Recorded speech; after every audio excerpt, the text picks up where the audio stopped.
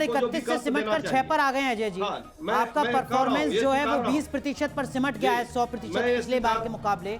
इससे ज्यादा अफसोसजनक और क्या होगा आपके लिए? अनुराग जी, यदि ये टैली है तो निश्चित तौर पे कांग्रेस के लिए भी एक चिंता का विषय है।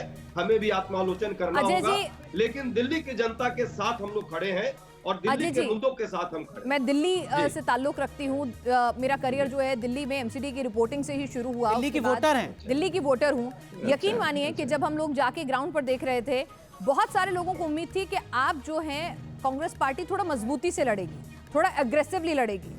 15 साल की बीजेपी की एंटी इनकम्बेंसी और 8 साल की आम आदमी पार्टी से जो शिकायतें थी, उनको कहीं ना कहीं आप बेहतर ढंग से भुनाएंगे। लेकिन ना तो आपके बड़े नेता जो हैं सड़कों पर, मोहल्ले में तो छोड़ दीजिए, रैलियां करने के लिए भी बहुत ज्यादा नजर आए। आपको लगता है अपने कार्यकर्ताओं को, अपने पार्षदों को अकेला उनके हाल पर छोड़ दिया था? नहीं, जो प्रदेश के नेता हमारे थे वो लोग जरूर स्थानीय स्तर पर लगातार प्रयास किया और उन लोगों ने प्रचार प्रसार भी बहुत सघन तौर पे किया। हाँ, राष्ट्रीय स्तर का ये चुनाव नहीं है, एमसीडी का चुनाव। विधानसभा के चुनाव में एक स्तर पर तो जाया जा सकता है, लेकिन जो सर चुनाव होता है, राष्ट्रीय स्तर का क्यों नहीं है सर? बीजेपी ने अपने 5 मुख्यमंत्री उतार दिए, केंद्रीय मंत्री उतार दिए, और आपके राष्ट्रीय स्तर का नहीं है सर। फिर एक बात बताइए, जो कांग्रेस की स्थिति है दिल्ली में, उसमें तो राष्ट्रीय स्तर नहीं, आपके लिए तो ये बिल्कुल मतलब युद्ध होना चाहिए था बड़े स्तर का, इंटरनेशनल। नहीं, आप दिल्ली के एमसीडी को भी आपने। चलिए अनिल जी कह रहे हैं तो राष्ट्रीय स्तर का अब नहीं है, 2017 में 2012 में था राष्ट्रीय स्तर का। अनिल जी, अजय जी जहाँ तक मुझे याद है 2002 में भी आपके बहुत सारे नेता आए थे, पूरे देश के लोग आए थे, कई बड़े नेताओं ने प्रचार किया था। 2012 में किया था, 2007 में किया था, 2017 में भी किया था। क्योंकि मुझे याद है, मैं खुद कवर करता रहा हूँ। मुझे जवाब देने देंगे। मुझे लगता है हमारे जो राष्ट्रीय अध्यक्ष स्तर के नेता, जैसे भाजपा के राष्ट्रीय अध्यक्ष और बाकी लोग प्रचार कर रहे हैं, मैं राष्ट्रीय अध्यक्ष की बात नहीं कर रहा हूँ, मैं राष्ट्रीय अध्यक्ष की बात नहीं कर रहा हूँ। अजय जी शब्दों में देखिए, 10 सेकंड सुन ले। अजय जी, मैं नेता नहीं हूँ। बड़े नेता में अजय जी सुन लीजिए, मैं नेता नहीं हूँ, मैं एक श्रमजीवी पत्रकार हूँ। सड़क पर आपकी, भाजपा की, कांग्रेस की जो सभाएं, जनसभाएं और उम्मीदवारों की जो क्रियाएं प्रतिक्रियाएं होती हैं, उनको कवर करता रहा हूं। तो मुझे नेताओं जैसा जवाब नहीं मत दीजिए। मैं तो ये कह रहा हूँ, मैं आपकी मजबूरी समझता हूँ। उन्होंने कांग्रेस के बड़े नेता कहा, आपने कांग्रेस के राष्ट्रीय अध्यक्ष पर लाकर बात खत्म कर दी। वो कह रहे हैं मैं आपकी मजबूरी समझता हूँ। बड़े नेता में नहीं, कोई मजबूरी नहीं है। हमारे प्रदेश अध्यक्ष प्रदेश के सबसे बड़े नेता होते हैं। हाँ, ये ठीक है। और जो चाहे वो अजय माकन जी है और राष्ट्रीय नेता भी है, लेकिन दिल्ली से आने प्रदेश के नेताओं को जब राष्ट्र के नेताओं का सपोर्ट मिलता है ना, तो बहुत कुछ अंतर आ जाता है सर। नहीं, एमसीडी चुनाव, जिला पंचायत चुनाव, म्यूनिसिपैलिटी चुनाव, अब चले जाइए पंचायत के प्रमुख के चुनाव में भी यदि राष्ट्रीय सर, जो आपकी स्थिति है, अगर उसमें भी अगर आप ये डिफाइन करना चाहते हैं ना, तो कांग्रेस को फिर खुद सोचने की जरूरत है कि अगर आप जो स्थिति है दिल्ली में आपकी, जहां आपने इतने लंबे वक्त तक शासन किया, जहां पर, और अभी अगर राष्ट्रीय स्तर पर भी देखा जाए जो स्थिति है, तो आपको शायद शुरू से शुरू करने की जरूरत है, जिसमें निगम चुनावों को, पंचायत चुनावों को भी आपको ऐसे लेना होगा अपना बेस तैयार करने के लिए, जैसे कि ये लोकसभा के चुनाव है।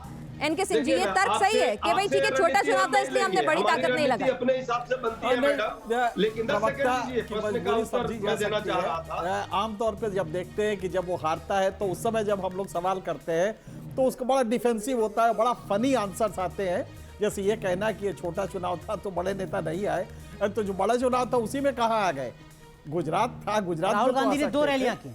हाँ, वही मैंने कहा कि वहां पे गायब रहे। तो मतलब ये लॉजिक नहीं है। कांग्रेस में वो फाइटिंग जील जो होता है, लड़ने का जो एक हौसला होता है, वो काफी कम हो गया है। मुझे लगता है इसको फिर से लाना पड़ेगा। लेकिन अभी आप देखें, टैली फिर से बदल गई है और 128 आपको मिल रहे हैं। तो ये मुझे लगता है कि कहीं ना कहीं एक अजीब सा वर्डिक्ट है। ये वर्डिक्ट समझ में नहीं आ रहा है, और हो सकता है फाइनल टैली तक आते आते काफी कुछ हम लोग को अपने स्टेट को चेंज करना पड़ेगा। अजय, मुझे लगता है शायद माफ कीजिए अनिल जी, जो दूसरा परिणाम है देखिए वो आ चुका है। लक्ष्मी नगर सीट से भारतीय जनता पार्टी का जो उम्मीदवार है वो जीत चुका है। एमसीडी चुनाव का दूसरा नतीजा, पहला नतीजा द्वारका से आया जहां आम आदमी पार्टी के उम्मीदवार को जीत मिली, और दूसरा नतीजा लक्ष्मी नगर से आया जहां भारतीय जनता पार्टी को जीत मिली। अनिल जी, ये तो परंपरागत सीट है क्या लक्ष्मीनगर बीजेपी की? लक्ष्मीनगर में जो है ये अब हालात बदले हैं और यहाँ पर एक परिणाम आया है, लेकिन अगर हम टैली देखें तो देखिए आप एक आम और आदमी चीज आ रही पार्टी है, कहीं ऊपर है। हाँ एक और चीज आ रही है बीजेपी कि काफी गौतम पीछे हो गंभीर गई का जो संसदीय क्षेत्र है उसमें जो तमाम सीटें हैं उसमें बीजेपी बहुत अच्छा परफॉर्म कर रही है। उसके साथ साहिब सिंह वर्मा के बेटे परवेश सिंह की जो कॉन्स्टिट्यूंसी है वहां पर भी बीजेपी अच्छा परफॉर्म कर रही है, ये भी अपडेट आ रहा है। हालांकि ये अगर पश्चिमी दिल्ली में बीजेपी अच्छा परफॉर्म कर रही है, नहीं, अभी फिलहाल जो रुझान है। नहीं, ये रुझान मुझे लग रहा है बदलेंगे, क्योंकि पश्चिमी दिल्ली में कई जगहों पर जो देखने में आ रहा था वो ये था कि जो सिख मतदाता है वो भाजपा के साथ नहीं गया है, और अगर वो भाजपा के साथ नहीं गया है तो परिणाम दूसरे होंगे। हाँ, जहाँ तक पूर्वी दिल्ली की बात है तो वहाँ पूर्वी दिल्ली में आप जो श्रद्धा और आफ्ताब का जिक्र कर रही थी वो फैक्टर काम कर रहा था, और अगर वो फैक्टर काम कर रहा था तो इसमें कोई संदेह नहीं है कि वहाँ पे परिणाम जो दिख रहे हैं वैसे ही हो, उसी की मुताबिक हो। एमसीडी चुनाव तो बेसिक इंफ्रास्ट्रक्चर पर होता है, वहाँ श्रद्धा और आफ्ताब का मुद्दा कैसे काम करेगा? ये देश वो है जहाँ पर ट्रेन लेट आती है और बिल्डिंग फूंक दी जाती है। ये देश वो है जहाँ पर रेप कोई दूसरा करता है और शहर दूसरा जला दिया जाता है। ये वो देश है। यहाँ पर हमें यही तो गंभीरता लानी है अपने व्यवहार में। भाई जो काम जिसका है उसको उसके लिए सौंपो, उसके लिए दंडित करो, लेकिन होता उल्टा है। तो यहाँ पर भी वो ट्रेंड देखने को मिल सकता है आपको। जब हम वोट देने जाते हैं हमने कभी भी नहीं सोचा चलिए, लगता कि है हम जो ये करने जा रहे हैं और हमें इसका ये लाभ होगा और ये नुकसान होगा। शायद मेरे ख्याल से आधी दिल्ली को ये भी नहीं पता होगा अनुराग के। जी, क्या आपको ऐसा लगता है कि आफ्ताब भी एक बड़ा मुद्दा हो सकता है? बिल्कुल बीजेपी को बिल्कुल हो 109 सकता है, की टैली पर बिल्कुल हो पहुंचा सकता है। लास्ट तक आते आते शुरुआत में मैं बताती हूँ कि दिल्ली का वोटर शुरू कैसे होता है। जी, इन्होंने ये नहीं करा, ये नहीं करा, ये नहीं करा, बड़े करप्ट हैं, ये है, ये है। थोड़े दिन आप जाइए, जैसे ही मोमेंटम होगा, मुद्दे आएंगे, उसके बाद आएगा कि नहीं नहीं, वहाँ धर्म भी आ जाता है, वहाँ हिंदू अस्मिता भी आ जाती है, वहाँ पर जात भी आ जाती है, सब कुछ आ जाता है, तो सब कुछ आ जाता है। मतलब शुरुआत किस पिच पे होगी और ओवैसी ने जो नॉर्थ ईस्ट में जो 15-12 सीटों पर जो उम्मीदवार उतारे दिल्ली में जो रैलियां की हैं, ओखला में जो रैली की है, उसका एक अलग परिणाम निकला। सर, आफ्ताब भी एक बड़ा फैक्टर आपको नजर आता है क्या इस चुनाव? हाँ, देखिए बीजेपी की टैली के लिए हाल के दौर में रहा है कि वो शुरू होता है विकास से। बड़ा अच्छा लगता है जब मंच से नेता विकास की बात करते हैं, हालांकि हंसी आती है, लेकिन अंत में आते आते वो आफ्ताब पे आके रुक जाता है। आफ्ताब, राम मंदिर, इधर से ओवैसी टाइप के लोग आते हैं, तो अंत में आके यहाँ पे, और ये इम्बेडेड है हमारी साइकोलॉजी में। तो अगर आप जानते हैं कि अर्बन कंसर्न और दिल्ली भारत की राजधानी है, तो इसमें मुस्लिम थोड़ा इवनली डिस्ट्रीब्यूटेड है। कुछ पॉकेट छोड़ दीजिए तो लगभग हर जगह थोड़े बहुत वोट हैं।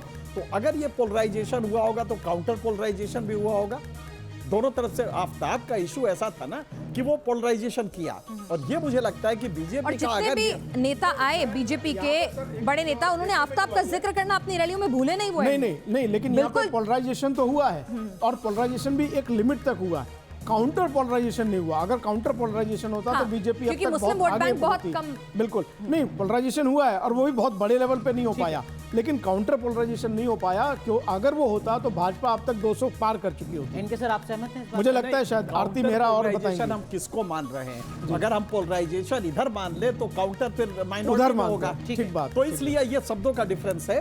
काउंटर पोलराइजेशन उधर एक शाश्वत भाव है कि अगर इस समय हाल के दौर में हिंदू पोलराइजेशन अपनी तरफ होता है, मुस्लिम पोलराइजेशन अपनी तरफ होता है, और ये दोनों फंक्शन चलते हैं। तो इसलिए मुझे लगता है कि आरती मेहरा, जो बात यहाँ पर अनिल सागर जी कह रहे हैं और एनके सिंह सर कह रहे हैं, क्या आप इस बात से सहमत हैं कि सांस्कृतिक राष्ट्रवाद, अब आप पिछड़ रही हैं, आफ्ताब को लेकर मुद्दा, इन सब का पॉलिटिकली बहुत ज्यादा फायदा होता आपको नजर नहीं आ रहा है? 108 सीटों पर बीजेपी सिमट गई है, 130, यानी कि बहुमत के आंकड़े को पार कर चुकी है आप, अगर अभी के रुझान। आरती मेहरा, रुझान चल रहे हैं।